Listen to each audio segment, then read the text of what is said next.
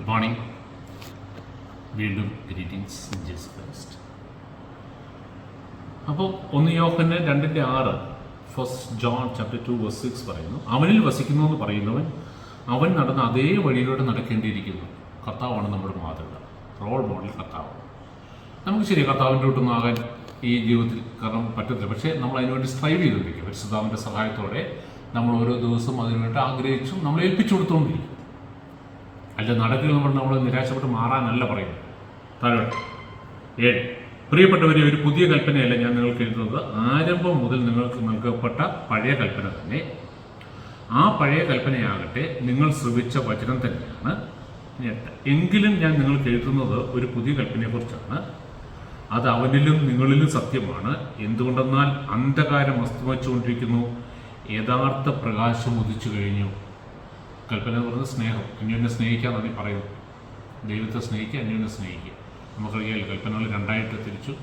കർത്താവിനെ പറഞ്ഞാണ്, 1 നിന്റെ ദൈവമായ കർത്താവിനെ പൂർണ്ണതത്വം പൂർണ്ണാത്മാവോട് സർവ്വശക്തനെ സ്നേഹിക്കുക. 2 നിന്നെപ്പോലെ നിന്റെ അയൽക്കാരനെ സ്നേഹിക്കുക. ഇത് പഴയ നിയമത്തിലുണ്ടായിരുന്നു, പുതിയ നിയമത്തിലുണ്ട്. പഴയ നിയമത്തിൽ അതിന് ലിമിറ്റേഷൻസ് ഉണ്ട്. കാരണം പരിശുദ്ധാത്മാവ് ഉള്ളിൽ വന്നിട്ടില്ല, പാപക്ഷമ നടന്നിട്ടില്ല, കർത്താവ് പാപത്തിന് വേണ്ടി പരിഹാരം ചെയ്തിട്ടില്ല. അതുകൊണ്ട് ദൈവമായിട്ട് അന്നേരവും നമുക്ക് സമാധാനം സ്ഥാപിക്കപ്പെട്ടിട്ടില്ല. പിന്നെ ബലിയർപ്പിച്ച് ഒരു വിഭാഗം യഹൂദജനം മാത്രം ഒരു താൽക്കാലികമായിട്ട് ആ പാപത്തെ മറച്ചുകൊണ്ടിരുന്നുണ്ട്. എന്നാൽ ഇന്ന് അതാ പറയുന്നത്, അന്ധകാരം അസ്തമിച്ചുകൊണ്ടിരിക്കുന്നു, യഥാർത്ഥ പ്രകാശം ഉദിച്ചു. യേശുക്രിസ്തു മരിച്ചു നമുക്ക് വേണ്ടി, ഉയർത്തെഴുന്നേറ്റു.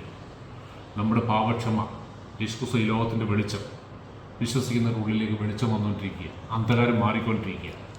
പൂർണ്ണമായിട്ട് മാറുന്നതെന്ന് വെച്ചാൽ കർത്താവിൻ്റെ വരവ്. താൻ പ്രകാശത്തിലാണെന്ന് പറയുകയും അതേസമയം തൻ്റെ സഹോദരനെ ദ്വേഷിക്കുകയും ചെയ്യുന്ന ഇപ്പോഴും അന്ധകാരത്തിലാണ്. ഇംഗ്ലീഷ് വായിക്കുമ്പോൾ അതിനകത്ത് ക്രിസ്ത്യൻ ബ്രദർ എന്നാണ് പറയുന്നത് കേട്ടോ.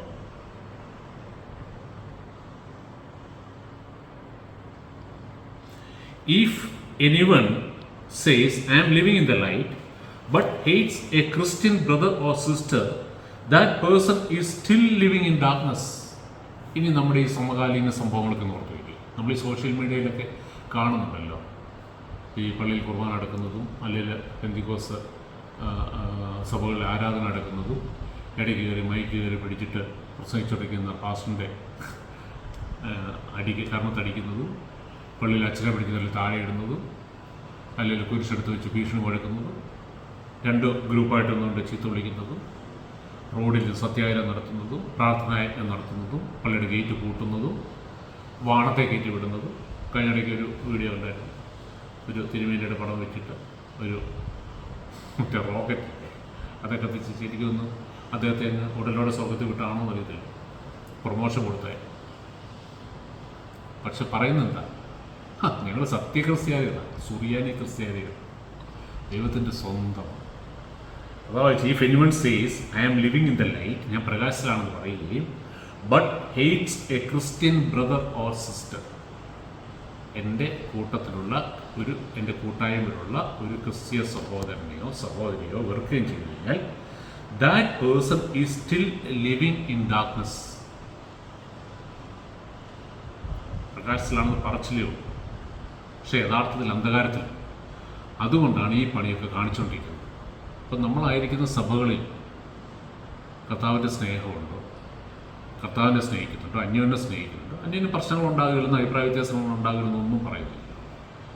അഭിപ്രായ വ്യത്യാസങ്ങൾ പറഞ്ഞു തീർക്കണം, പ്രാർത്ഥിക്കണം, ക്ഷമിക്കണം, കർത്താവിനെ ഏൽപ്പിക്കണം. ആദിമസഭയിൽ അങ്ങനെയായിരുന്നു. അല്ലെ കറക്റ്റ് ചെയ്യാനുള്ളവരെ കറക്റ്റ് ചെയ്യണം, ശാസിക്കണം, ദൈവവചനത്തിൽ കൂടെ ശാസിക്കണം, അല്ല വാൺ ചെയ്യണം. അല്ലാതെ 2 ഗ്രൂപ്പായിട്ട് തിരിഞ്ഞിട്ട് അങ്ങോട്ടും ഇങ്ങോട്ടും പോർ വിളിച്ചല്ല. എന്നിട്ട് പറയുക, പുറത്തിറങ്ങി പറഞ്ഞാൽ ഞങ്ങൾ സത്യക്രിസ്ത്യാനികളാണ്. കർത്താവ് അങ്ങ് തലേ കൈ വെക്കും. എന്താ പറ്റുന്നതെന്താ? ലോകം മുഴുവൻ ദുഷിക്കപ്പെടുക. കർത്താവ് പറഞ്ഞാൽ നിങ്ങൾ തമ്മിലുള്ള സ്നേഹം കണ്ടിട്ട് വേണം നിങ്ങൾ യഥാർത്ഥത്തിൽ എൻ്റെ സ്നേഹിതന്മാരാണെന്ന് ലോകമറിയാം. അത് കണ്ടിട്ട് വേണം അവരെൻ്റെ അടുത്തോട്ട് വരാം. ഇന്നോ ആരെങ്കിലും യേശുവിനെ ഒന്ന് അനുഗമിക്കാമെന്ന് വെച്ചാണ്ടിരുന്നു കഴിഞ്ഞാൽ സോഷ്യൽ മീഡിയ തുറന്നാൽ മതി. അതോടെ അവരുടെ ആഗ്രഹം അവർ പറയും, ഇതിലൊക്കെ എത്രയോ ഭേദമാണ് ഞങ്ങളുടെ മതം. ഇവിടെ ഒന്നുമില്ല ഈ കത്തിക്കുത്തും കൊലപാതകം അങ്ങോട്ടും ഇങ്ങോട്ടും ഇല്ല. പുറത്തുള്ളവരെയൊക്കെ ചെയ്യുന്നുണ്ടാവില്ലെന്നില്ല, അങ്ങോട്ടും ഇങ്ങോട്ടും ഇല്ല. ഞാൻ ഈ സലാലയിൽ ഗൾഫിലൊക്കെ ചെല്ലുമ്പോൾ കണ്ട ഏറ്റവും വലിയ കാര്യം എന്താ, അവിടെ 2 അറബികൾ വഴക്കുണ്ടാക്കുന്നത് ഞാൻ കണ്ടിട്ടേ. 2 അറബികളുടെ വണ്ടി ഒന്ന് ഇടിച്ചെന്ന് വെച്ചോ. അവർ ആദ്യം ഇറങ്ങി എന്താ ചെയ്യുന്നത്? കെട്ടിപ്പിടിച്ചിട്ട് ഹവായി എന്തൊക്കെയാണ് വിശേഷം, സുഖമാണ്. അവരാരും അങ്ങോട്ടും ഇങ്ങോട്ടും കിടന്ന് ആക്രോശിക്കുന്നതും കണ്ടിട്ടില്ല. അതേസമയം നമ്മുടെ ഒരു വണ്ടി ഇടിച്ച് അവരൊന്നും വഴക്കുണ്ടാകും.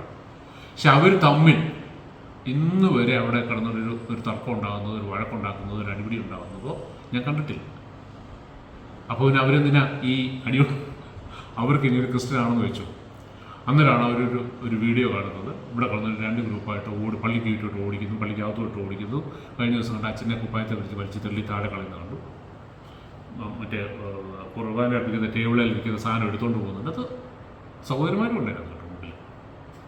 ആ തീഷ്ണത, കർത്താവിനുള്ള തീഷ്ണത. അപ്പം ഇവർക്കൊക്കെ പറയാനുള്ള വചനം എന്താ? ഈ കർത്താവ് കൊണ്ട് ആലയത്തിൽ കയറി എല്ലാത്തിനും അടിച്ച് പുറത്താക്കിയില്ലേ? ആ ഡ്യൂട്ടി ഇവരെ പിന്നെ ഏൽപ്പിച്ചത്. ഇങ്ങനെ ചെന്നാൽ മതി. കർത്താവ് എന്താ ചെയ്യുന്നുള്ള കർത്താവിനറിയാം. വചനം വ്യക്തമായിട്ട് പറയുന്നുണ്ട്, എൻ്റെ പിതാവിൻ്റെ ആലയത്തെ നിങ്ങൾ അശുദ്ധമാക്കും. ഇപ്പം എന്തായി കാണിക്കുന്നത്? അപ്പം മറ്റൊരു മതസ്ഥരായിട്ടുള്ള അല്ലെങ്കിൽ നമ്മൾ അറബികളോട് എന്ന് വെച്ച് നമ്മൾ ഈ വീഡിയോ എടുത്ത് ഞങ്ങൾ ക്രിസ്ത്യൻസിനെ കണ്ടോ, ഞങ്ങൾ പെർഫോമൻസ് ഉണ്ടെന്ന് പറഞ്ഞു. ഞാൻ എൻ്റെ പൊന്ന് സാറേ, ഞങ്ങൾക്ക് ഇവിടെ ഒന്നുമില്ല, സമാധാനം. എവിടെയാണ് നമ്മുടെ സാക്ഷ്യം? എങ്ങനെയാണ് നമ്മൾ ക്രിസ്ത്യൻസാന്ന് പറയുന്നത്? ഞാൻ വെളിച്ചത്തെന്ന് പറഞ്ഞാൽ ഞാനൊരു സത്യക്രിസ്ത്യാനിയാണെന്ന് പറയുകയെന്ന് എങ്ങനെ പറയാൻ പറ്റും? നോക്ക്, നമ്മളായിരിക്കുന്ന ചേർച്ചിൻ്റെ അവസ്ഥ എന്താണെന്ന് ആലോചിച്ചുകൊണ്ട് വെറുതെ ചുമ്മാതെ അഭിമാനിച്ചിട്ടൊന്നും ഒരു കാര്യമില്ല കേട്ടോ. കർത്താവ് അപ്രീഷിയേറ്റ് ചെയ്യുന്നുണ്ട്. കർത്താവ് അംഗീകരിക്കുന്ന മനുഷ്യൻ ഭാഗ്യവാൻ. അല്ല ലോകം അംഗീകരിക്കുന്നതല്ല, അല്ലെങ്കിൽ ഒരു വലിയ സമൂഹം അംഗീകരിക്കുന്നവരല്ല ഭാഗ്യവാന്മാർ. കർത്താവ് കമൻറ്റ് ചെയ്യും. കർത്താവിൻ്റെ അപ്രൂവലോട്ടൊന്ന് ആലോചിച്ചു.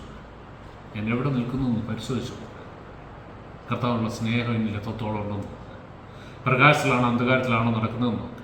എന്നിൽ സത്യമുണ്ടോ? പ്രയാസപ്പെടണം. ആദ്യം നമ്മൾ വായിച്ചിട്ടായിരുന്നു, എൻ്റെ കുഞ്ഞുമക്കളെ പാപം ചെയ്ത്, എന്നാൽ ആരെങ്കിലും പാപം ചെയ്തതിന് യേശു ക്രിസ്തുവിൻ്റെ കാര്യം നമുക്കുണ്ട് എന്ന് പറഞ്ഞാൽ നിരാശപ്പെടേണ്ട. കുറ്റബോധത്തിൻ്റെ ആവശ്യമില്ല. തെറ്റുപറ്റാത്തവരില്ല. എവിടെയെങ്കിലും തെറ്റിയിട്ടുണ്ടെങ്കിൽ തെറ്റുപറ്റാതെ ശ്രമിക്കുക. എവിടെയെങ്കിലും തെറ്റുപറ്റിട്ടുണ്ടെങ്കിൽ ഏറ്റുപറഞ്ഞു കഴിഞ്ഞാൽ കർത്താവ് നമ്മളോട് ക്ഷമിക്കും. അവൻ നമ്മുടെ പാവങ്ങൾക്ക് വേണ്ടി മാത്രമല്ല, ലോകത്തിൻ്റെ മുഴുവൻ പാവങ്ങൾക്കുള്ള പാവപരിഹാരം കഴിയും. ഇതാണ് നമ്മുടെ സമാധാനം. കർത്താവ് അനുഗ്രഹിക്കും.